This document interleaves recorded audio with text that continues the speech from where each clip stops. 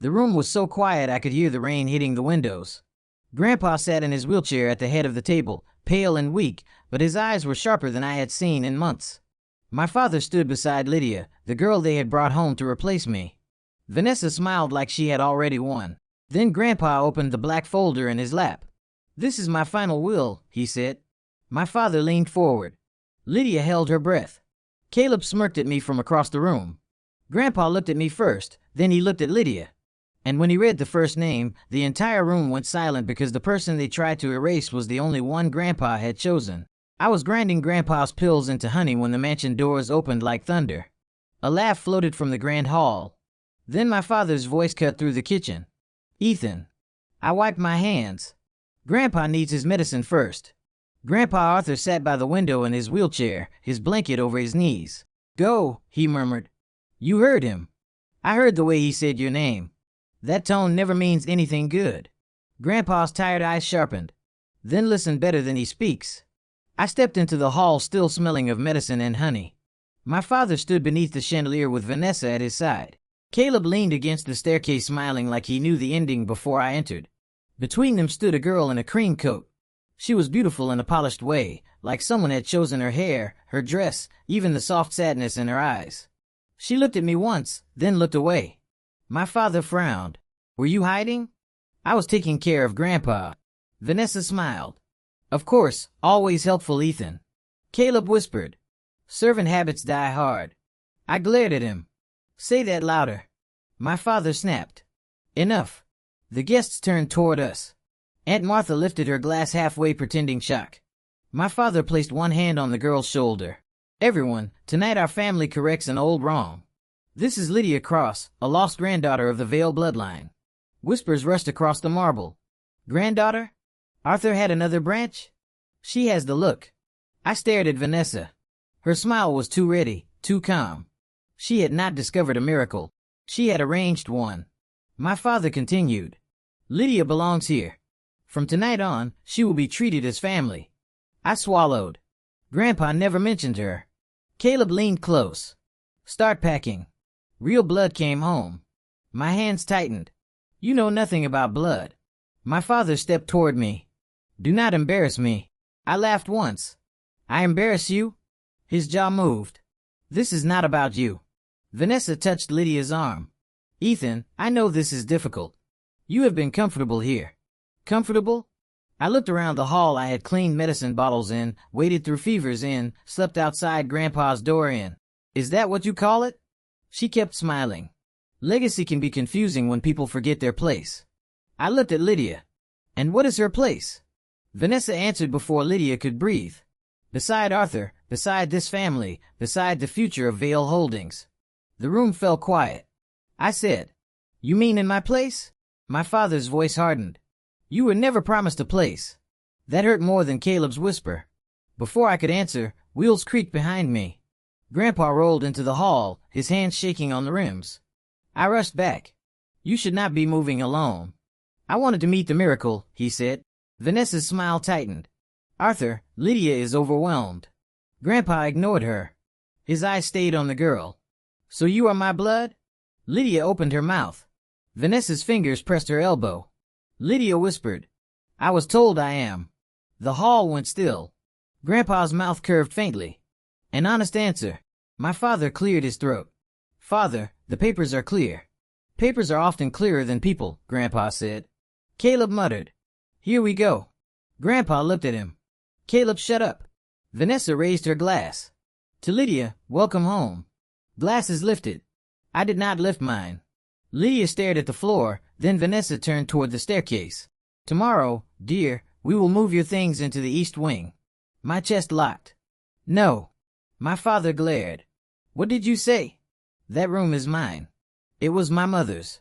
Vanessa gave me a soft, poisonous smile. "It will be prepared properly." "For her?" "For the rightful heir." Caleb chuckled. "Need help carrying boxes?" I stepped toward him, but Grandpa's cold fingers caught my wrist. His grip was weak, yet it stopped me. Vanessa guided Lydia upward and said loudly, "This house was always meant for you." The guests clapped. I watched my life climb the stairs with a stranger.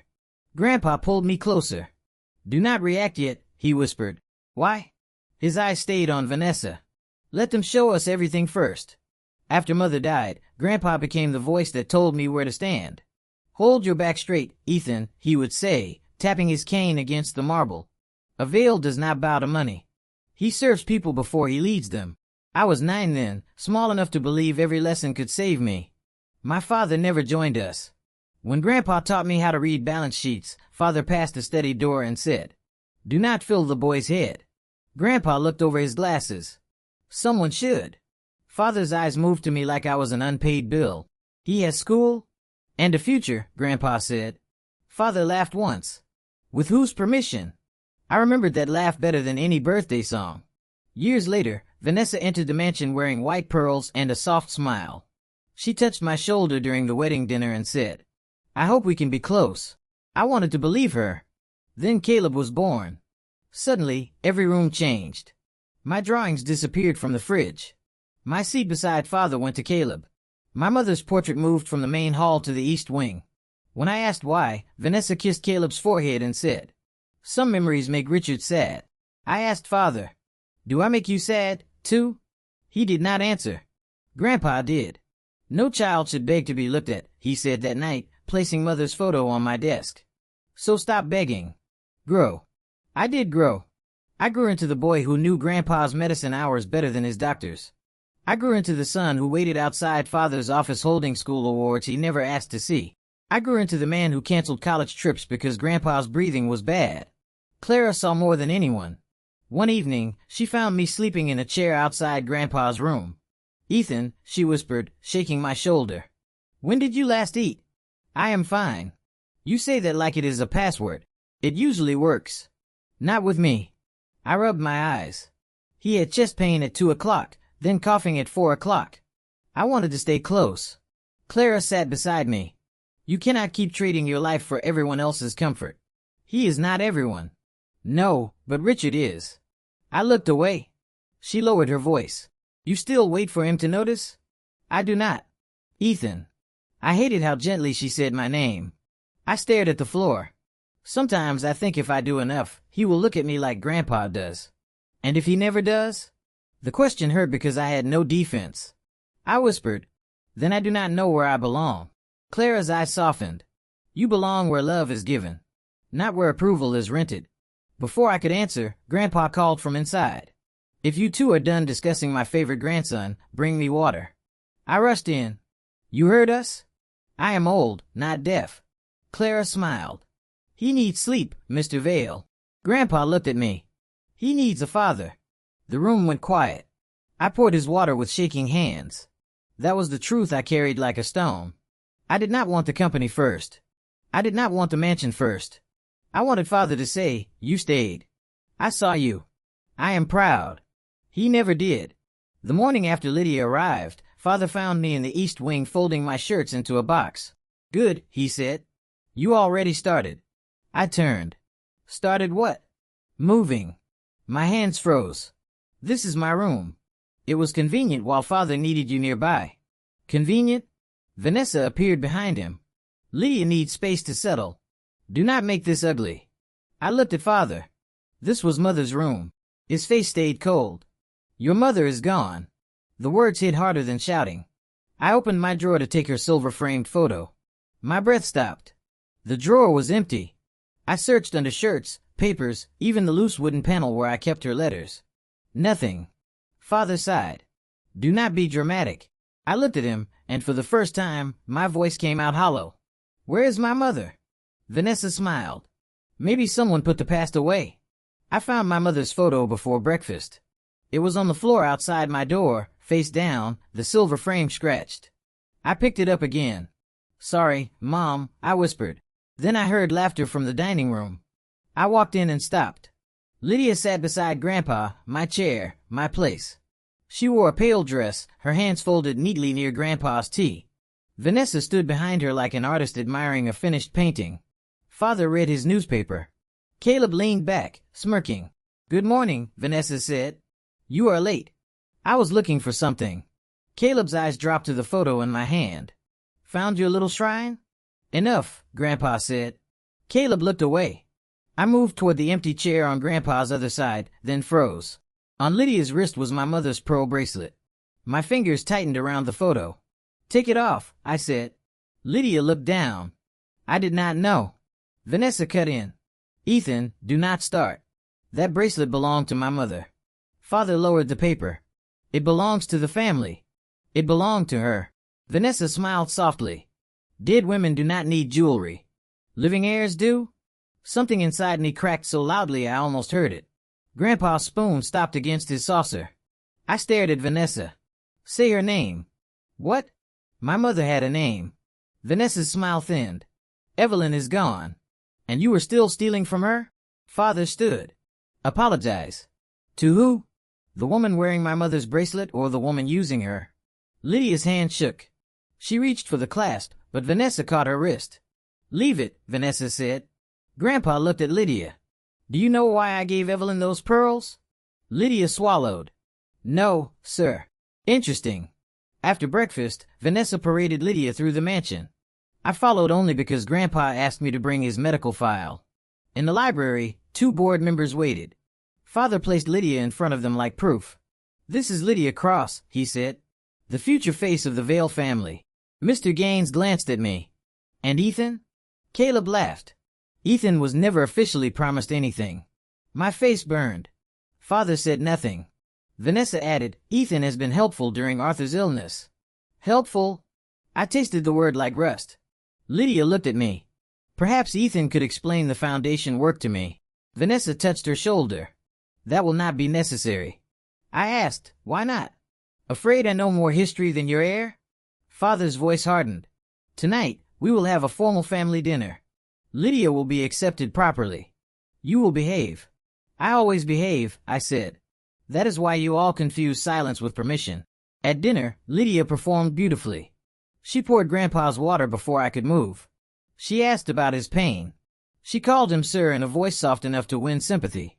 Grandpa watched her. "Lydia, what did my wife call the lake house?" Vanessa answered too fast. "Arthur, she was separated from the family." "How could she know that?" Grandpa did not blink. I asked Lydia. Lydia stared at her plate. "I am sorry. I do not know." Caleb whispered. "Bad script." I answered before I could stop myself. "Sparrow House." Grandpa nodded once. "Yes." The room went cold. Later, I went to the garden because the mansion felt too small for my anger. Rain hung in the air.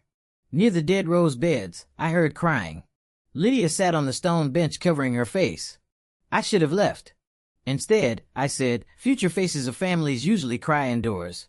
She wiped her cheeks. "Please go." "Why?" "Afraid I will ask questions you were not trained to answer?" Her mouth trembled. "You think I wanted your chair? You took it." "I know. And my mother's bracelet." "I know. And tomorrow, you will take the foundation." She looked toward the mansion windows. "You do not understand." "Then explain."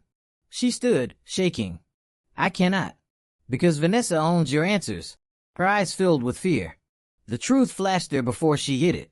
"Lydia," I said quietly, "what are they holding over you?" She backed away. The terrace door opened behind us. Before Vanessa could call her name, Lydia whispered, "You do not understand. I did not choose this." Grandpa called everyone to his study after breakfast. Caleb came in last, still wearing sunglasses indoors. Father stood behind Grandpa's desk. Vanessa guided Lydia to the fireplace. I stayed near the door until Grandpa looked at me. "Come closer, Ethan." Caleb snorted. "Do you need your nurse, Grandpa?" Grandpa looked at him. "No, I need my grandson to hear people clearly." The room stiffened. Grandpa turned to Caleb. "I want you to visit the old factory today." Caleb's smile faded. "The factory?" "Yes. Speak with the workers. Ask what they need. That place smells like oil and sweat. Because people work there." Caleb laughed. "Grandpa, I am not walking around with laborers. That is beneath me." I saw Clara standing by the medicine tray lower her eyes. Grandpa only nodded. "Thank you." "For what?" "For answering." Caleb frowned. "Was that a test?" Grandpa looked at Father. "Richard, delay the Marrow Capital sale." Father's face tightened. "We discussed this." "You discussed it with yourself. It is a strong offer. It closes the factory. It removes old weight. It removes families, Grandpa said. Father stepped closer. Sign the approval. Let me save the company before sentiment ruins it. Grandpa's fingers rested on his blanket. Pressure is not leadership, Richard. Father's mouth hardened. Weakness is not wisdom. Vanessa touched his arm. Arthur is tired. Maybe later? Grandpa's eyes shifted to her. Later is a word greedy people love. Nobody spoke. Then he looked at Lydia. Tell me, child, what did my wife call the rose garden? Lydia's lips parted. The white corner. Vanessa smiled too quickly. Grandpa asked, and why? Lydia glanced at Vanessa. Because she loved white roses. That is a sentence from a note, not a memory. Lydia looked down. I am sorry, Vanessa said. She is nervous. Grandpa ignored her and turned to me. Ethan? Yes. If I leave you nothing, will you still stay? The question silenced the room. Caleb smiled. Father watched me like he expected anger. Vanessa waited like she wanted me to fail. Lydia lifted her eyes, scared for reasons I did not understand. I looked at Grandpa. Yes. Why? Because you are not a bank account. His eyes softened, but he hid it by reaching for his tea. Continue. I stepped closer. Because you raised me. Because family is not something I leave when the money is gone. Caleb muttered. Beautiful speech. Grandpa did not look at him.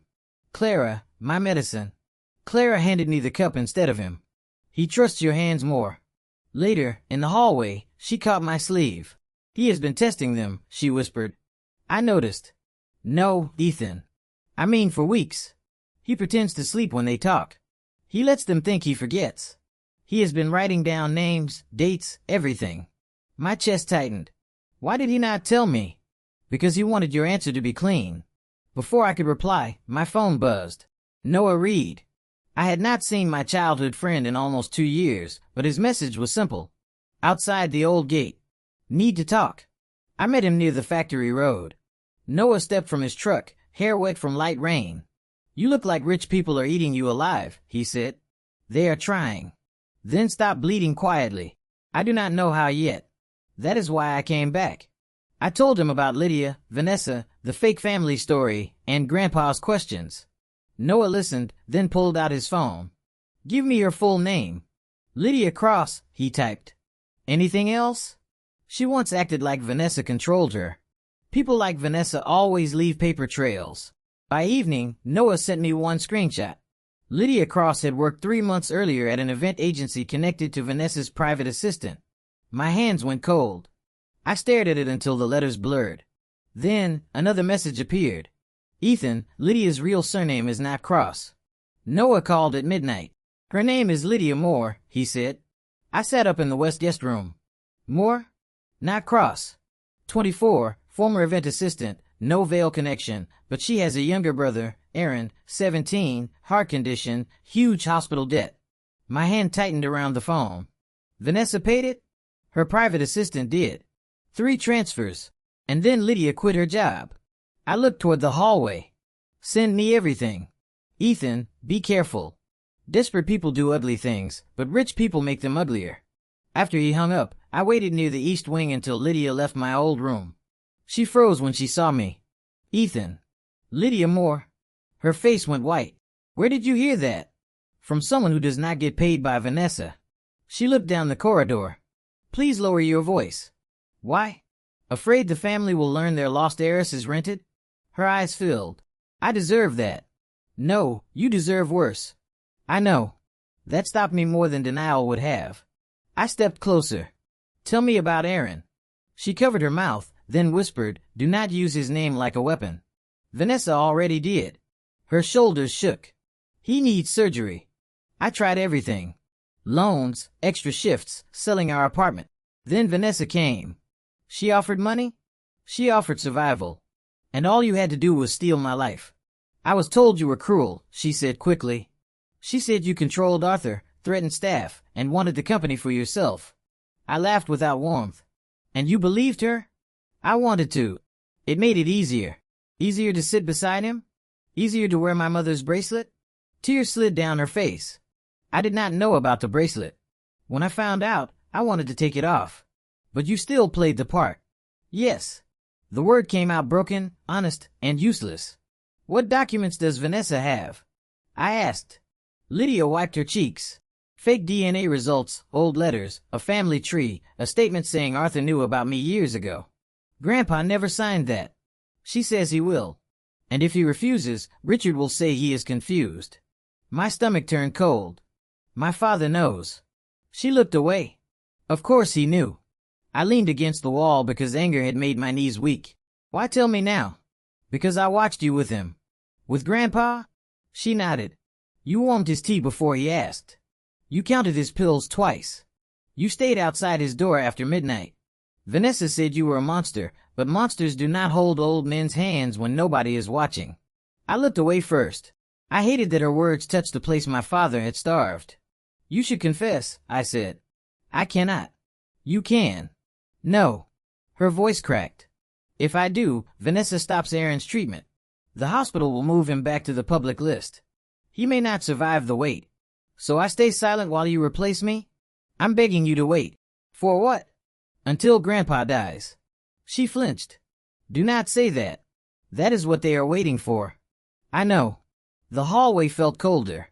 Lydia hugged herself like she was holding her bones together. I wanted to hate you, I said. You should.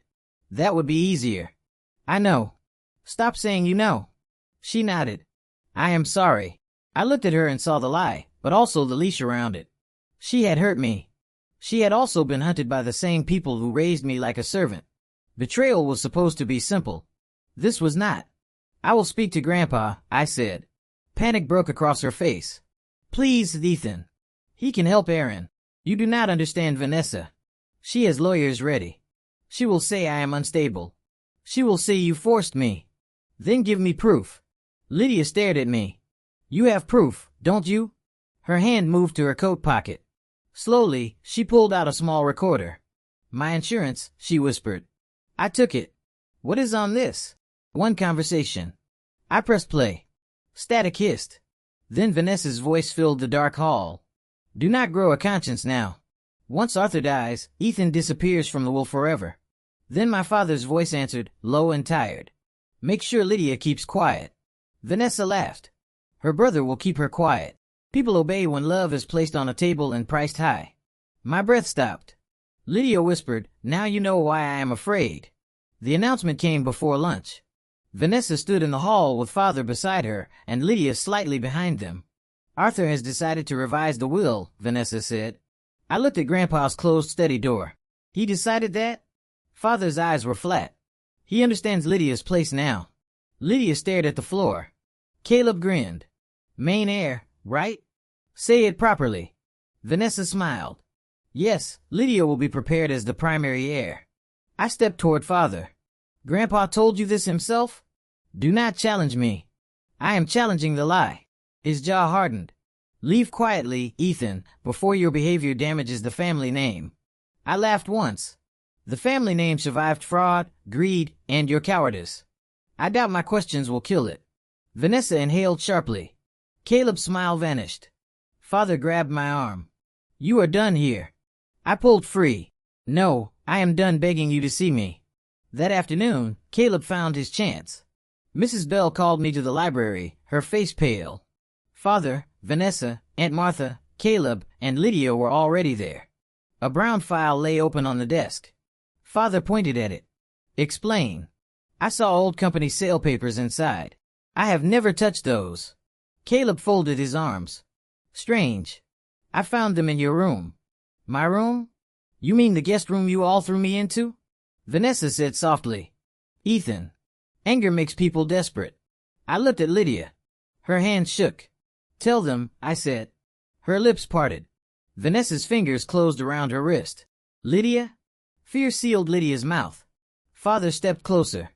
You stole confidential files to stop Lydia's transition. No. You harassed her. No. You turned my father against us. Grandpa has eyes. Caleb laughed. You are pathetic. I moved toward him. Father blocked me. You were never my real legacy, he said. The word struck harder than his hand did. Then he slapped me. The room cracked with the sound. My cheek burned, but the worst pain was not on my skin. It was the small boy inside me finally understanding that his father had not lost him by accident. He had thrown him away. Aunt Martha gasped. Lydia whispered, "Stop." I touched my burning cheek and looked at my father. The boy inside me, the one still waiting at windows and doors, finally went quiet. I said, "Thank you." Father frowned. "For what?" "For killing the last part of me that wanted you." His face changed, but I turned away. That night, Clara met me near Grandpa's room. "I heard," she whispered. Everyone heard. She touched my cheek gently. "Come, he's awake." Grandpa sat in bed, weak but alert. Clara locked the door behind us. I placed Lydia's recorder in his hand. "Play it," he said. Vanessa's voice filled the room. "Once Arthur dies, Ethan disappears from the will forever." My father's voice followed. "Make sure Lydia keeps quiet." When it ended, I waited for rage. Grandpa only closed his eyes. "You knew," I said. "I suspected." "Then expose them." "Not yet." I stared at him. "Not yet." "They framed me." "He hit me." "They forged your future in front of you." Grandpa opened his eyes. "Pain wants speed. Justice needs timing. I am tired of timing. And I am tired of burying truth under noise." Clara squeezed my shoulder. "Trust him." I looked at Grandpa. "What are you waiting for?" "For them to believe they have won." The next evening, dinner felt like a trial. Lydia slipped beside me before we entered. "Vanessa keeps the fake papers in a red folder." "Why tell me?" "Because I cannot be her weapon anymore." "Can you get them?" "I can try." "But if she hurts Aaron, she will not," I said, though fear lived under the promise. At the table, Father pushed documents toward Grandpa. "Sign tonight," he said, "and end the confusion." Grandpa stared at him. "You call betrayal confusion?" Father leaned in. "I call delay weakness." Grandpa's breath hitched. "Arthur." Clara rushed forward. Grandpa gripped the table, face gray. I caught his hand. "Grandpa, not this time, please." His eyes rolled shut. At the hospital, the doctor came out pale.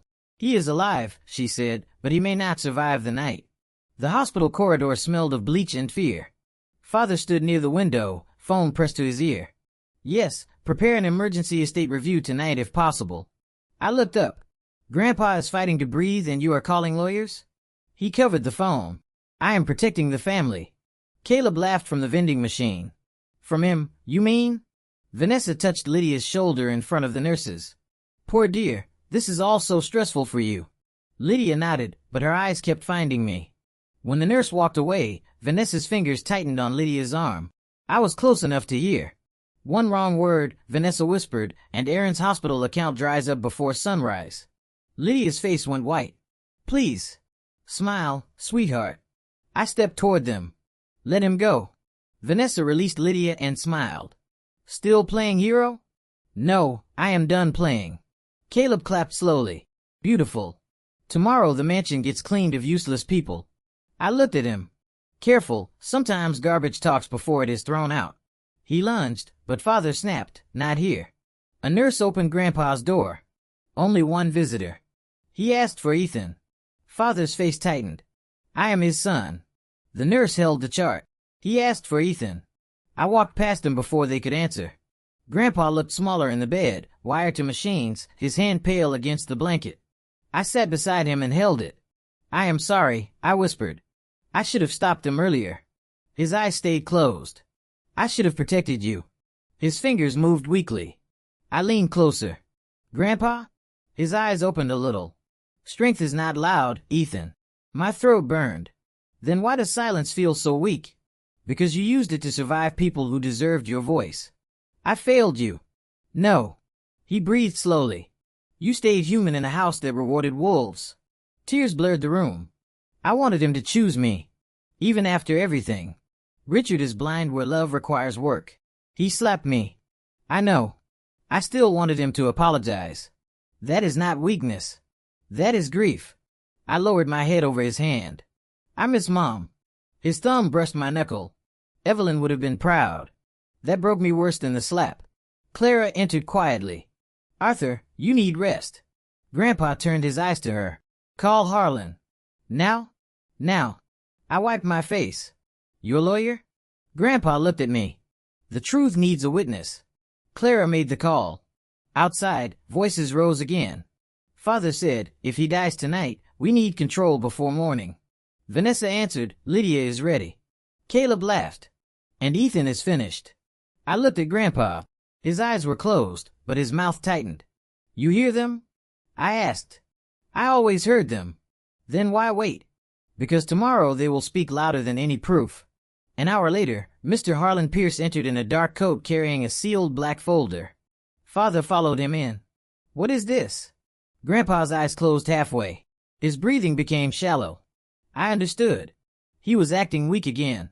Harlan stood beside the bed. Mr. Vale requested documents. Father said he's in no condition to sign anything. Grandpa opened his eyes. Then leave. Father froze. Father. Leave. After Father stepped out, Grandpa's hand shook as Harlan placed a pen between his fingers. Clara supported his wrist. I watched every line cost him pain. Grandpa, stop. He whispered, some pain buys peace. He signed. Harlan sealed the papers back into the folder. I asked, what happens now? Grandpa looked at Clara. Bring everyone to the mansion tomorrow. You should stay here, I said. No, one final family meeting. My chest tightened. Why? Because they need an audience when the mask falls. Harlan leaned closer. I felt the floor disappear beneath me, but I did not ask another question. Grandpa's voice dropped to a whisper. Tomorrow, read the first will. Then read the real one. The storm followed us back to the mansion. Rain struck the windows as I pushed Grandpa's wheelchair into the formal room. Clara stayed behind him, one hand near his shoulder. Harlan sat at the table with the sealed black folder. I stood beside the fireplace, close enough to reach Grandpa if his breathing changed. Vanessa entered with Lydia. Sit beside me, she told her. Lydia obeyed, but her hands shook in her lap. Caleb leaned against the window, smiling. Big day, Ethan. I did not answer. Father checked his watch. Can we begin? Father needs rest. Grandpa looked at him. Strange. Yesterday you needed my signature. Today you care about my rest? Father's jaw tightened. I care about order. Vanessa smiled. Then let Harlan read. Harlan opened the folder. This document was delivered to my office as Arthur Vale's revised estate directive. Caleb's smile widened. Harlan continued, Lydia Cross is to be publicly recognized as a rightful Vale heir and future representative of the Vale Foundation. Aunt Martha whispered, wonderful. Lydia stared at the carpet. Caleb Vale, Harlan read, will receive a senior position in Vale Holdings, Director of Strategic Expansion. Caleb laughed softly. Finally. My father lifted his chin. Harlan turned the page. Ethan Vale will be removed from estate access, company records, and all advisory responsibilities connected to Arthur Vale. Everyone looked at me. Caleb's eyes glittered. Vanessa's smile felt like a knife. Father gave me a look that said, accept it. I heard Grandpa's warning inside my head. Do not react yet. So I stayed still. Vanessa touched Lydia's wrist. Arthur, this protects the family. Lydia flinched. Grandpa asked, does it? Father stepped forward. Ethan has become unstable. He stole files. He threatened Lydia. This decision is necessary. I almost spoke, but Harlan raised one hand. There is more, he said. The document also states Ethan should receive only a small personal allowance. Generous. Grandpa's eyes moved to him. Enjoy that laugh. Caleb's smile faded. Harlan placed the paper down. Vanessa frowned. Why did you stop? Harlan looked at Grandpa. Grandpa nodded. Harlan said clearly, that was the will prepared under pressure. The room went silent. Father's face changed. What? Vanessa stood. Under pressure? Arthur, what is this? Grandpa's voice was weak, but sharp. The part where your theater ends. Harlan removed another sealed document. Vanessa pointed at it. He is sick. Anything signed last night is invalid. Clara stepped forward. His doctor confirmed mental capacity before signing. Harlan added, and the signing was recorded. Father turned pale. Harlan read again. I, Arthur James Vale, revoke all forced, forged, or unauthorized directives. Vanessa whispered, no. Yes, Grandpa said. Listen. Harlan continued. The DNA report naming Lydia Cross as a Vale heir is false.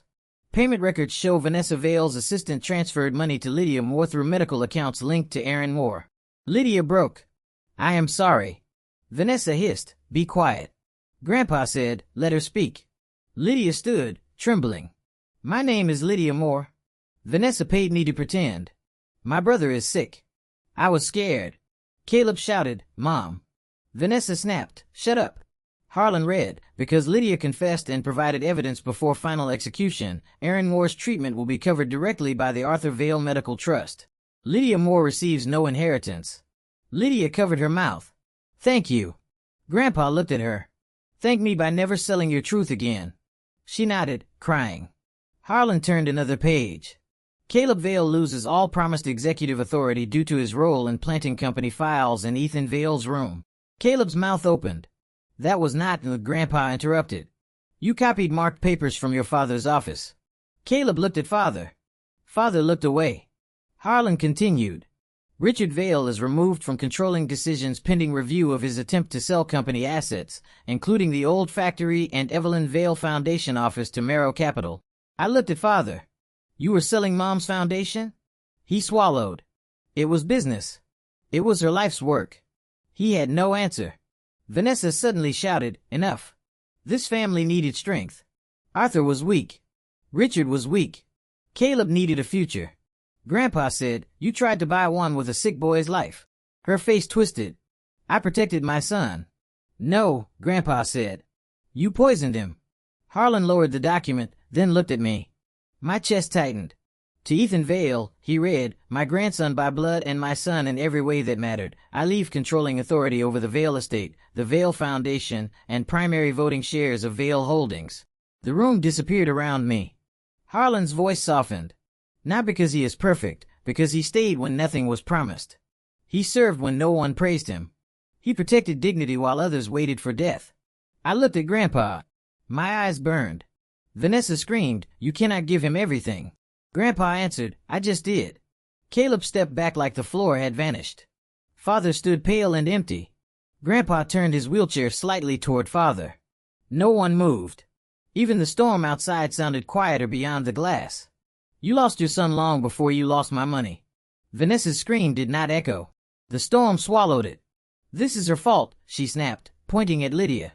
She lied to all of us. Lydia flinched. You paid me. You begged me. Harlan placed 2 papers on the table. Bank transfers, messages, and a recording confirmed coercion. Vanessa turned to him. You cannot prove intent. He pressed play. Her voice filled the room. Once Arthur dies, Ethan disappears from the will forever. My father shut his eyes. Caleb stopped breathing for a second. Vanessa's face lost its color. Grandpa whispered, Still blaming the girl? Vanessa's mouth trembled. Arthur, I was protecting this family. No, I said. You were protecting control. She looked at me like I had stolen her crown. You think you are better? I think I stayed honest longer than you expected. Caleb moved toward Grandpa. Please. I made mistakes, but do not cut me out. I can learn. Give me the position. Grandpa's eyes were tired. You planted files under Ethan's mattress. Caleb swallowed. Mom told me it was necessary. And you enjoyed it. Caleb looked away. Grandpa's voice sharpened. I will not reward cruelty because it finally became afraid. Caleb's face cracked. I am your grandson. Then earn a life that does not embarrass that word. Caleb stepped back as if struck. My father walked toward me. Ethan, may we speak alone? No. His jaw tightened. Please. I looked at him, then at Grandpa. Grandpa gave no order. For once, the choice was mine. I said, Speak here. Father's throat moved. Vanessa manipulated me. The old wound inside me waited for excuses. This time, I did not feed it. You chose greed every day, I said. He winced. I was angry. Father trusted you more than me. So you punished me for being loved? I did not see it that way. You never saw me at all. His eyes filled. I am sorry. I had dreamed of those words for years. In my dream, they healed me. In that room, they only sounded late. I hear you, I said, but I will not carry your guilt for you. He lowered his head. Lydia stepped forward, holding my mother's pearl bracelet. Ethan. I looked at her hands. I found it in Vanessa's drawer, she whispered. I should have refused it. I should have refused everything. Yes, I said. She cried harder. I know you hate me. I do not have room for hate anymore. Her eyes lifted. You hurt me, I said. You helped them erase my mother, my room, my name. If you want forgiveness, spend your life becoming someone who would never do that again. She nodded quickly. I will testify. I will repay whatever I can. Start with the truth. I will. Vanessa laughed bitterly. Listen to him. 1 hour as heir and already judging everyone. I turned to her. No. If I were judging you, I would enjoy this. I do not. That silenced her. Clara moved closer to Grandpa. Arthur, your pulse is dropping. I rushed to him. Grandpa. He waved me nearer. I am fine. You are lying. A little. Harlan began gathering the documents. We should end this meeting. Grandpa looked at me. No, one more thing. I knelt beside his wheelchair. The inheritance is not a prize, he said. It is a burden. Houses, shares, foundations, names, they all crush weak hands. I do not know if mine are strong. They are kind. Make them disciplined, too. My throat tightened. Tell me how. Carry it better than we did. His fingers found mine. They were cold. Promise me, he whispered. What? That power will not make you cruel and pain will not make you cold. I gripped his hand as his eyes began to close. For a moment, the room blurred. Vanessa held by silence, Caleb staring at the floor, Father unable to meet my eyes, Lydia crying without asking to be saved. I finally understood Grandpa's victory was not loud. It was this choice placed in my hands when everyone expected revenge. I leaned closer, afraid he would disappear before I answered. I promise, I said. I will be better than this room. I swear it, Grandpa, forever. Grandpa kept my hand until the room emptied. Do not become cold, he whispered. I promised. Again. I will not become cold. His eyes softened. Good. Then I can rest. I wanted to argue, but Clara touched my shoulder. Let him breathe, Ethan. Grandpa smiled at her. He has been arguing with death since he was 9. I bent closer. Then let me win. You already did. That night, in his study, with my mother's photo facing him, Grandpa Arthur Vale closed his eyes and left quietly. No machines, no shouting, just my hand around his and Clara whispering a prayer. At the funeral, workers from the old factory filled the back rows. One man gripped my hand and said, Your grandfather never let them sell our lives. I will not either, I told him. Noah stood beside me. Big promise. I know. Need help carrying it? I looked at the coffin. Months passed and I learned inheritance was not a crown. It was paperwork, broken trust, late calls, angry workers, old debts, and people watching to see if I would become another Vale who smiled while cutting them loose. Clara quietly managed the foundation with me. Your signature is terrible, she said, pushing forms back. My grandfather left me a company, not handwriting. He also left me permission to scold you. Noah rebuilt our security records and exposed every hidden deal. You really were surrounded by wolves, he said. I know. No, you were raised by one good lion and survived the rest. We visited the factory every Friday. I listened before speaking. When workers asked for safer machines, I approved them. When investors complained, I said, profit that eats people is just another kind of theft. Vanessa faced charges for fraud, coercion, and forged documents. Caleb lost every promised title and started at the factory gate, wearing plain boots and hatred in his eyes. One Friday, he muttered, enjoy watching me suffer? No, I said. Enjoy proving you are more than your mother's plan. He had no answer. Father stayed in the mansion for a while, but every room rejected him. One evening, he stopped outside Grandpa's study. May I come in? I looked at him. Why? To say I am leaving. Where? Somewhere I can learn to be nobody before I ask to be your father again. I nodded. That is the first honest plan you have had. He accepted it like punishment and walked away alone. Lydia left the city after Aaron's surgery succeeded. Her final letter came in a plain envelope. I am sorry for the name I stole, she wrote. I am trying to live under my own. I folded it and placed it in Grandpa's drawer. The mansion grew quieter, but not empty. White roses returned to the garden. The foundation reopened. Workers kept their jobs. My mother's portrait came back to the main hall. On the anniversary of Grandpa's death, I stood in his study with her silver-framed photo in my hands. Clara asked from the doorway, Are you all right? I think so. Do you miss him? Every time I make the right choice. She smiled sadly.